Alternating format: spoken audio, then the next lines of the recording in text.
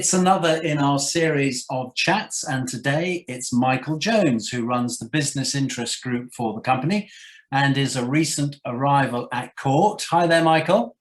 Hello there. How are you? I'm very well, thank you. Very well. How are you finding court? That's a leading question. So far, I mean, it's very early days yet, but everybody has welcomed me into court very nicely, those that I've met, mainly on Zoom, but I'm really looking forward to being able to meet face to face, because although Zoom is a wonderful medium, I think pressing the flesh is by far the better solution.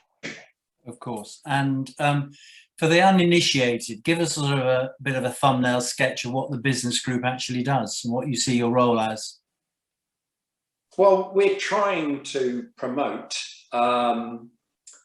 businesses within Gloucestershire so that Gloucestershire itself becomes more affluent. But we cannot really actually do a lot.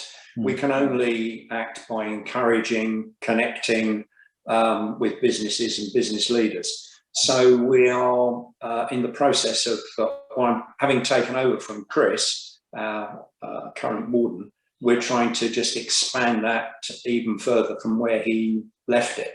Yeah. So it's that's very early days yet. Okay. But it's coming on. I was just going to say, but good news in recent weeks, the appointment of Ruth Dooley, who I understand is one of your members, isn't she? She's now taking over the Let. Yeah. Yes. Well, there was a slight pregnant pause in my delivery there, and that was because that did flash through my mind. That is an absolutely excellent move for the Honourable Company and for the Business Interest Group also, because we've got one or two other members who are on the board as well. And the more we can connect with organisations such as the Let, the better. And in that way, we can influence, Gloucester's prosperity, and hopefully try and push towards some of the getting an input into the strategy of the LEP. Yeah, okay. Maybe we talk about that a bit more later. Can we just sort of turn the clock back to the beginning and where you actually grew up and what's your bit of a life story, so to speak? Yeah, sure. Well, I'm a South Coast chap, as you can probably tell from the accent, and I was born in Brighton and Hove, and I stayed actually in Brighton and Hove until I moved away for my apprenticeship. But as a young child, I had more than my fair share of the children's, usual illnesses, and I had scarlet fever, and I was off school when I was about 6 for nearly a whole year with that. Yeah, with scarlet fever. I had it really bad, and and that significantly affected my development. And hence I didn't pass my 11 plus, and I got into secondary modern, which I'm very proud of, because I managed to claw my way up and eventually go to what is now Brighton University, and I got a first class honours degree in mechanical engineering. So in the end, it was it worked out very well, and it wasn't until I was about kind of 40, I think it was 44, when they also realised I was dyslexic. So I'm a bit of a disaster, really, when it comes to it. But I did well in the end. I don't think you are a disaster at all, looking at your CV. But it's interesting that you went through that route, through the secondary model, because you then went on, as you referred to it, to be an apprentice at Royce. Was that in that area, or was it somewhere else? No, I was lucky enough to be placed with Rolls-Royce in the small engine division in Watford. Okay. And in order to get into university in a mechanical engineering degree at the time, you had to be sponsored by a company. and my sponsorship was Rolls-Royce. And they also said, aha, I've got a good idea. Why don't you sign on the dotted line for a 5-year apprenticeship? So I did. And it was one of the best things that I did do, because it took you through all of the aspects on the shop floor and in the offices, in the design offices, and gave you a really, really good grounding. Yeah. And I think I was pretty successful insofar as I think I was the only apprentice that managed to go to sleep on every single jig boring machine on the shop floor. So I'm quite pleased with. So, if I'm right in saying your career is basically built in engineering, hasn't it? And aerospace in particular. So, I mean, those foundations really bore fruit for you, didn't they? Yeah. I initially went into, I moved from Rolls-Royce fairly rapidly after I got my apprenticeship, and I joined a company that was in automotive, automotive supplier. And I stayed in automotive for about 50% of my career. Right. Which is one of the, with one of those companies, I was shipped off to America for a while.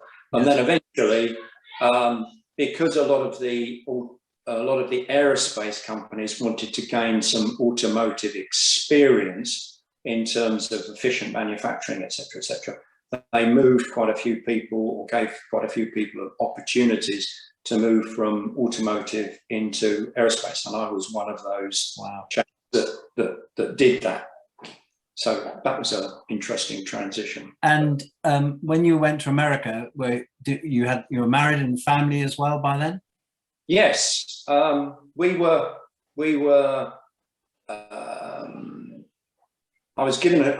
I was told, this is not an assignment. You are moving to America. We want you to run this, the flagship company in the States. Therefore, it's a move to the States. So I told my wife, she wasn't particularly delighted at the time, but we did up sticks and move the children to America and put the children in the American school system, which incidentally was really good in that area. I really, really enjoyed America. But unfortunately, after spending some years there, the American company that I was with got taken over by a British company.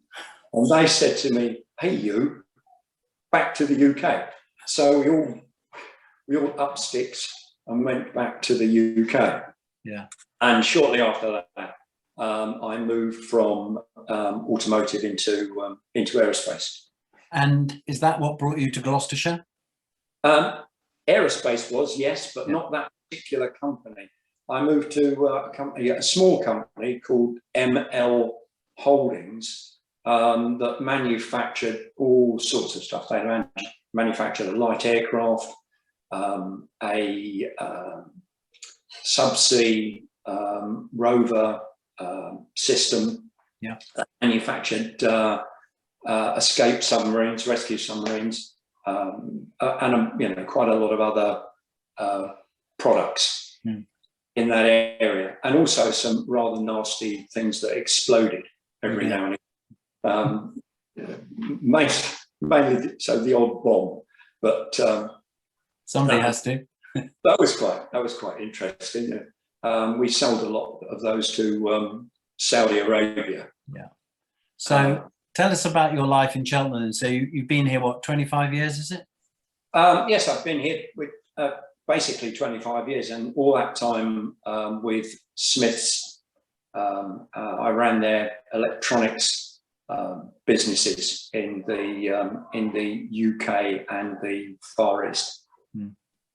And we initially, when we arrived, we moved out into Brockhampton in a sort of an old house, which was rather delightful. At least my wife and I liked it. We renovated it. It was quite good. As soon as my children saw it, and they were teenagers at the time, they said, "Why the hell are you moving us here? All there is sheep." So they weren't too keen on it.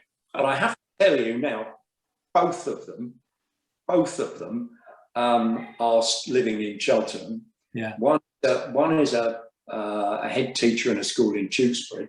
The other works for the Gloucestershire Police, and we just basically can't get rid of them.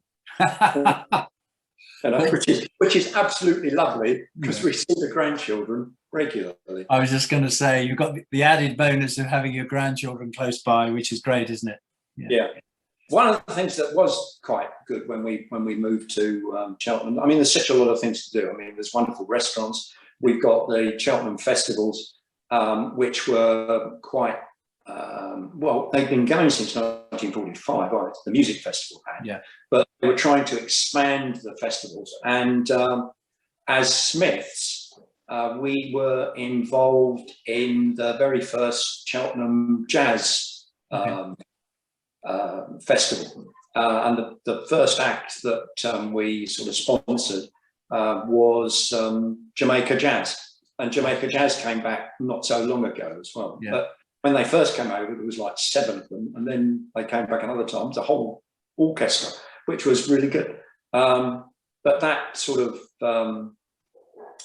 got me enthusiastically involved with the Cheltenham Festivals, and I think they do a great job, particularly now that they're concentrating even more than they used to on helping local school children getting involved in literature, music, and certainly science, and particularly Smiths and GE got involved in both the jazz and the science festivals. So.